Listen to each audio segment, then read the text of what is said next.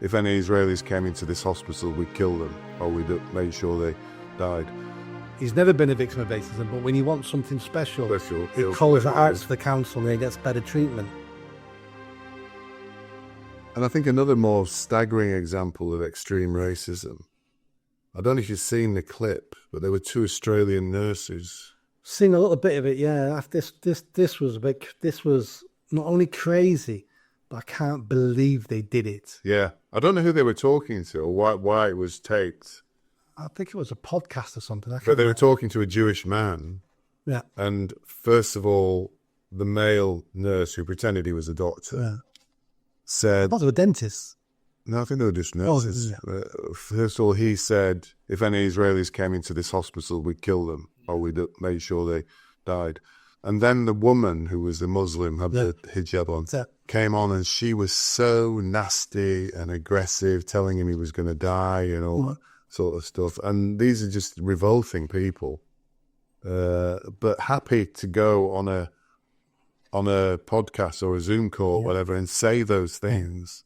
Anyway, there's been a massive reaction to it, and now this woman is claiming stress and distress as a result of all the... Yeah. So she didn't seem to look like that distressed when she was threatening to kill the guy.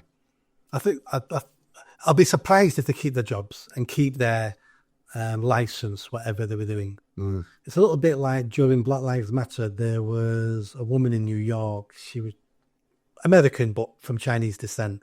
And she did a van walking through the park about white people this, and I'm sick of white people, and we hate them, and blah, blah, blah. And a day later, or 2 days later, she was doing another video. I've worked all my life for my degree, and I got a fantastic job at Barron's and Barron's and Barron's solicitor, and they've just phoned me up, and they saw the video, and they've sacked me. And it was like, oh, good for you. I'm glad you got sacked for being a nasty piece of work, and your new employer saw it and sacked you.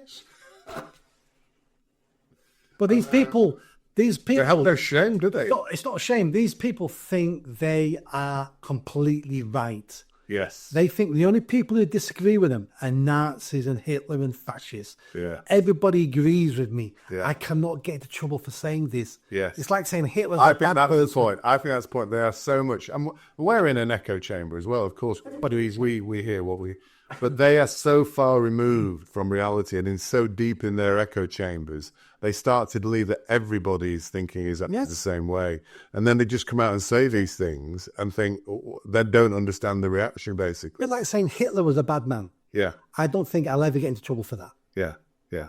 So they say those things thinking, I'll never get in trouble for this. Yes. Yeah. And then they realise, your understanding of the world isn't the world. Yeah, they are existing in a version of the world, and a lot of the left are like that. I think that and you do find, don't you, that the right, if you call them the right, are far more tolerant and accepting generally of people. And that's because for a long time we've been the minority with no power. Yeah. If things swap and change, and then the right become the majority, that's true. Human nature will take over. Yeah, and that's true. And then we'll be just as authoritarian as the left are.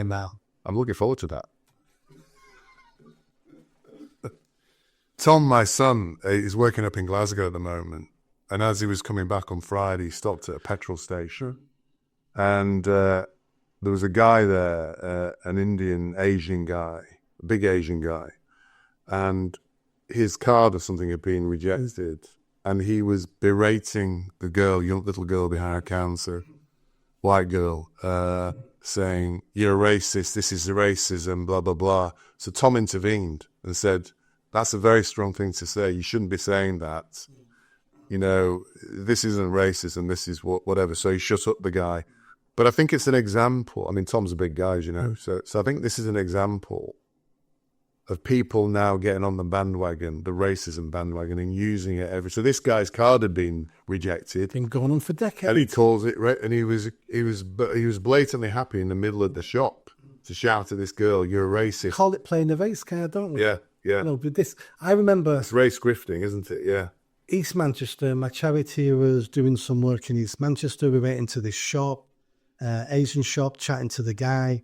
I can't remember why we were there, what we were doing, but I was saying, if about the council. I don't know what, I can't know what we're doing. And I was saying, like, the council's doing this, if you want these things, the council went, well, no. If I wanted that, I would just phone the council up and say I was being a victim of racism. Every time I've done it, they've always helped me.